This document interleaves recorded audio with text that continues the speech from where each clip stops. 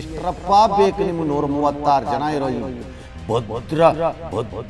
ಭದ್ರಕೋಟೆಯ ಸರ್ಕಾರಕ್ಕೆ 136 ಕೊಟ್ಟರು ಅದೇ ರೋಗ, 116 ಕೊಟ್ಟರು ಅದೇ ರೋಗ, 136 ಕೊಟ್ಟರು ನಮ್ಮ ಎಮ್ಎಲ್ಎ ಕರೀತಿದ್ದಾರೆ, ನಮ್ಮ ಎಮ್ಎಲ್ಎ ಕರೀತಿದ್ದಾರೆ, ಅದೇ ಬೋಗಸ್ ಕೋಣಿ ಪೋಣಿಸ್ಕೊಂಡು ಹೋಗೋದು, ಅದೇ ಬೋಗಸ್.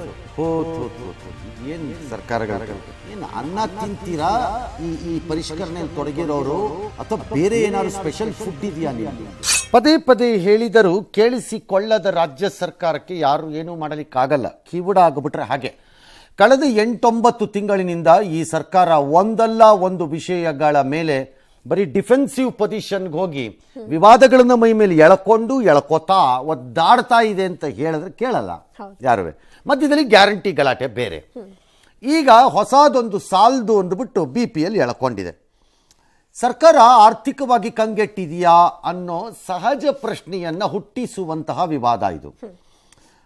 ಹುಟ್ಟಿದೆಯೋ ಇಲ್ವೋ ಅದು ಆಮೇಲಿನ ಪ್ರಶ್ನೆ, ಬಟ್ ಹುಟ್ಟಿಸತ್ತೆ. ದಟ್ ಈಸ್ ರಾಜಕಾರಣ. ಪರ್ಸೆಪ್ಷನ್ ಹಾಗೇ ಇರೋದು. ಈಗ ರಾಹುಲ್ ಗಾಂಧಿ ಎಲ್ಲ ಅದಾನಿ ಅಂಬಾನಿ ಮಾರ್ಬಿಟ್ಟಿದ್ದೀರಿ ಅಂತ ಮಾರಿದಾರಾ? ಪರ್ಸೆಪ್ಷನ್. ಅದು ಪರ್ಸೆಪ್ಷನ್ ಬಿಲ್ಡ್ ಮಾಡೋದೇ ಕೆಲಸ ಎಲ್ಲರಿಗೂ. ಇಷ್ಟು ದಿನ ಶಕ್ತಿ ಯೋಜನೆ, ಗೃಹಲಕ್ಷ್ಮಿ ಡ್ಯಾಶ್ ಗೊಂದಲದಲ್ಲಿ ಮುಳುಗಿದ್ದ ಸರ್ಕಾರ ನಂತರ ನಿಧಾನಕ್ಕೆ ವಕ್ಫ್ ಗೊಂದಲನು ಮೈ ಮೇಲೆ ಹಾಕತ್ತು, ಮೂಡ ಗೊಂದಲ ಆಟೋಮೆಟಿಕ್ ಆಗಿ ಬಂದು ಮೈ ಮೇಲೆ ಬಿತ್ತು, ಇನ್ಯಾವುದೋ ಜಮೀರ್ ಗೊಂದಲ, ಇನ್ಯಾವುದೋ ಗೊಂದಲ. ಎಷ್ಟರಪ್ಪ ಬೇಕು ನಿಮ್ಗೆ 136 ಜನ ಇರೋ ಈ ಭದ್ರಕೋಟೆಯ ಸರ್ಕಾರಕ್ಕೆ? ನೆಟ್ಟಿಗೆ ಆಡಳಿತ ಮಾಡೋಕ್ಕಾಗಲ್ವಾ ನಿಮ್ಗಳಿಗೆ? ಈ 136ಕ್ಕಿಂತ ಬೇಕಾ ನಿಮಗೆ ಇನ್ನು ಆಡಳಿತ ನಡೆಸೋಕ್ಕೆ ಚೆನ್ನಾಗಿ ಗಟ್ಟಿಯಾಗಿ? ಇನ್ನೇನು ಬೇಕು ನಿಮ್ಗಳಿಗೆ? 136 ಕೊಟ್ಟರು ಅದೇ ರೋಗ, 116 ಕೊಟ್ಟರು ಅದೇ ರೋಗ, 136 ಕೊಟ್ಟರು ನಮ್ಮ ಎಮ್ಎಲ್ಎ ಕರೀತಿದ್ದಾರೆ ಅಂತ ಅದೇ ಬೋಗಸ್ ಪೋಣಿಸ್ಕೊಂಡು ಹೋಗೋದು. 112 ಇದ್ದಾಗ ನಮ್ಗೆ ಎಳೀತಿದ್ದಾರೆ, ನಮಗೆ ಅದೇ ಬೋಗಸ್ಸು. ಇದೇನು ಸರ್ಕಾರಗಳ್ರಿ? ಯಾವ ಪಾಪ ಮಾಡಿದ್ದೀವಿ ನಾವುಗಳು? 60,000ಕ್ಕೂ ಹೆಚ್ಚು BPL ಪಡಿತದಾರನ್ನ APLಗೆ ಶಿಫ್ಟ್ ಮಾಡಿದ್ದಾರೆ.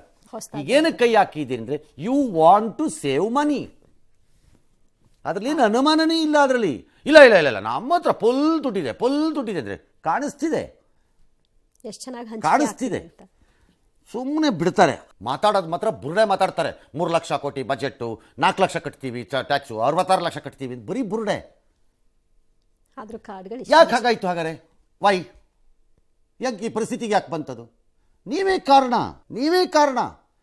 ರಾಜಕಾರಣ ಮತ್ತು ಜನರನ್ನ ಮತಗಳನ್ನು ಗೆಲ್ಲಿಸ್ಕೊಳ್ಳೋಕ್ಕೆ, ನಿಮ್ಮ ಲೋಕಲಿ ನಿಮ್ಮ ಪವರ್ ತೋರಿಸ್ಕೊಳ್ಳೋಕ್ಕೆ ಇಶ್ಯೂ ಮಾಡಿಸ್ತಾ ಹೋದ್ರಿ ಬಾಯಿಗೆ ಬಂದಂಗೆ. ಯಾವುದು ಕೇಳೋನಿರಲಿಲ್ಲ. ನಿಮಗೇನು ಹೋಗಬೇಕಿತ್ತು? ನಿಮ್ಮನೆ ದುಡ್ಡ ಮಾಡಿಸಿದ್ರಿ, ಇಲ್ಲಿಗೆ ಬಂತದು. ಈಗ ಅರ್ಹ ಫಲಾನುಭವಿಗಳಿಂದ ಕಿತ್ತು ಎಸ್ಯಕ್ಕೆ ಸ್ಟಾರ್ಟ್ ಮಾಡಿದ್ದಾರೆ ಆಫೀಸರ್ಗಳು. ಏನು ಅನ್ನ ತಿಂತೀರಾ ಈ ಪರಿಷ್ಕರಣೆಯಲ್ಲಿ ತೊಡಗಿರೋರು, ಅಥವಾ ಬೇರೆ ಏನಾದ್ರು ಸ್ಪೆಷಲ್ ಫುಡ್ ಇದೆಯಾ ನಿಮ್ಮದು? ನಿಮ್ಮ ಸಂಬಳನ ಕಿತ್ತು ಬಿಸಾಕಿದ್ರೆ ಏನಾಗತ್ತೆ? ಈ ಕಣ್ಣೀರು ಹಾಕೋ ಜನರದ್ದು ಶಾಪನೂ ತಟ್ಟಲ್ವಾ ನಿಮ್ಗಳಿಗೆ? ಇದೇನಾ ನಿಮ್ಮ ಪರಿಷ್ಕರಣೆ ಯೋಗ್ಯತೆ? ನಿಮ್ಮದು ಬಡವ್ರ ಕಷ್ಟ ಅವ್ರಿಗೆ ಅರ್ಥ ಆಗುತ್ತೆ ಸರ್. ITR ಫೈಲ್ ಮಾಡಿದ್ದು ಅವತ್ತೇ ಬಡ್ಕೊಂಡೆ. 3 ದಿನದ ಹಿಂದೆ ITR ಫೈಲ್ ಮಾಡಿದ್ದನ್ನು ಕನ್ಸಿಡರ್ ಮಾಡಬೇಡಿ, ಟ್ಯಾಕ್ಸ್ ಪೇ ಮಾಡಿದವ್ರನ್ನ ಕನ್ಸಿಡರ್ ಮಾಡಿ ಅಂತ ಮಾಡಿ. ಆದಾಯವನ್ನ 0 ಟ್ಯಾಕ್ಸಲ್ಲಿ ಫೈಲ್ ಮಾಡಿದವ್ರನ್ನ ಕನ್ಸಿಡರ್ ಮಾಡ್ಕೋಬೇಡಿ, ಟ್ಯಾಕ್ಸ್ ಪೇ ಮಾಡಿದವ್ರನ್ನ ಕನ್ಸಿಡರ್ ಮಾಡಿ. ಅವ್ರು ಎಷ್ಟು ರೂಪಾಯಿ ಟ್ಯಾಕ್ಸ್ ಕಟ್ಟಿರಲಿ, 10,000 ರೂಪಾಯಿ ಟ್ಯಾಕ್ಸ್ ಕಟ್ಟಿದ್ದಾರೆ ಅಂತ ಇಟ್ಕೊಳ್ಳಿ. ಅವ್ರ ಆದಾಯದ ಮೇಲೆ ಟ್ಯಾಕ್ಸ್ ಕಟ್ಟಿದ್ರೆ ಬ್ರಾಕೆಟ್ ತನ್ನಿ. ಕೇಳಿಸ್ಕೊಳ್ಳಂಗಿಲ್ಲ. ನಿಮ್ಮ ಲಜ್ಜೆಗೆಟ್ಟತನಕ್ಕೆ ನೋಡಿ ಈಗ ಈ ಕೇಸ್ಗಳನ್ನ. ಸತಿ ರೇಷನ್ ತರಕ್ ಹೋದ್ವ ಸರ್ ಡಿಪೋಗೆ. ಅವರು ಫುಡ್ ಆಫೀಸ್ಗೆ ಹೋಗ್ರಿ ಅಂದ್ರು. ಫುಡ್ ಆಫೀಸ್ಗೆ ಹೋಗಿದ್ಕೆ ಐಟಿ ಐತೆ ನಿಮ್ದು ಕೋರಮಂಗ್ಲಕ್ ಹೋಗ್ರಿ ಅಂದ್ರು. ಏನ್ ಸೌಲಭ್ಯನೂ ಇಲ್ಲ, ಗೃಹಲಕ್ಷ್ಮಿ ಬರ್ತಾ ಇಲ್ಲ, ಅಕ್ಕಿ ಬರ್ತಾ ಇಲ್ಲ, ಅಕ್ಕಿ ಕಾಸು. ಇವಾಗ ರೇಷನ್ ಕೊಡ್ತಾ ಇಲ್ಲ. ನಮ್ಗೆ ನ್ಯಾಯ ದೊರಕಿಸ್ಕೊಡಿ, ನಮಗೆ ರೇಷನ್ ಕಾರ್ಡ್ ಇದ್ ಮಾಡಿಸ್ಕೊಡಿ. ನನಗೆ ರೇಷನ್ ಕಾರ್ಡ್ ಬೇಕು. ನನ್ನ ಮಗನ್ಗೆ ಹುಷಾರ್ ಮಾಡಬೇಕು ಅಂದರೆ ರೇಷನ್ ಕಾರ್ಡ್ ಇಲ್ಲ ಅಂದರೆ ಅವ್ನಿಗೆ ಇಂಜೆಕ್ಷನ್ ಹಾಕಲ್ಲ. ಹಿಮೋಫಿಲಿಯಾಗೆ ಒಂದು ಇಂಜೆಕ್ಷನ್ 5,500 ರೂಪಾಯಿ ಕೊಟ್ಟು ನಾನು ಹಾಕ್ಸ್ಬೇಕು. ಹಂಗಾಗಿ ನನಗೆ ಇದು ಕಾರ್ಡ್ ತಗೊಂಡೋದ್ರೆ ಫ್ರೀ ಇಂಜೆಕ್ಷನ್ ಸಿಗುತ್ತೆ. ಇಲ್ಲ ಅಂದರೆ 5,500 ಕಟ್ಟಿ ನಾನು ಇಂಜೆಕ್ಷನ್ ಹಾಕಿಸ್ಬೇಕು. ಈಗ ರೇಷನ್ ಕಾರ್ಡ್ ಇಲ್ಲ ಅಂದರೆ ನನಗೆ ಏನು ಜೀವನ ಮಾಡಲಿ ನಾನು? ನಮ್ದು ಆಧಾರ ಅನ್ನೋದೇ ಏನಿಲ್ಲ. ನನ್ನ ಮಗ 12,000 ಸಂಬಳ ತರೋದು ಬಿಟ್ಟರೆ ಇನ್ಯಾವುದೂ ಇಲ್ಲ.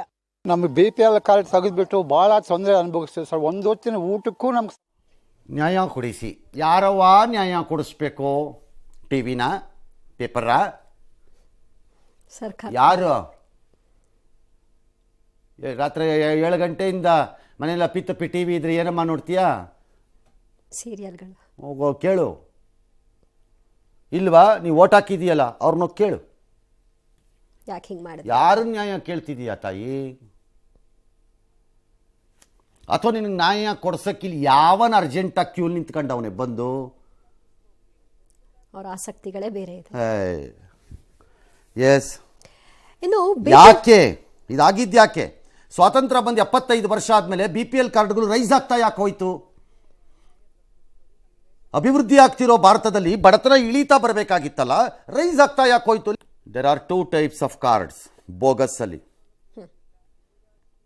Mister minister, if you are interested listen, otherwise ನಿಮ್ಮ ಸೀನಿಯಾರಿಟಿ ಪೋಸನ್ನು ಕೊಟ್ಕೊಂಡು ಓಡಾಡಿ. ಯಾವನ್ ಬೇಡ ಅಂದನು, ಆರ್ ಇವನ್ ಚೀಫ್ ಮಿನಿಸ್ಟರ್. ಅದು ವ್ಯವಸ್ಥೆ ಒಳಗಿರುವ ವ್ಯಕ್ತಿಗಳೇ ಆ ಬೋಗಸ್ ಕಾರ್ಡಿಂದ ದಿನಸಿಯನ್ನು ಡೈರೆಕ್ಟಾಗಿ ಮಾರಕ್ಕೆ ಅನುಕೂಲ ಮಾಡಿಕೊಳ್ಳಲಿಕ್ಕೆ ಮಾಡಿಕೊಂಡಿರುವ ಬೋಗಸ್ ಕಾರ್ಡ್ಗಳದು.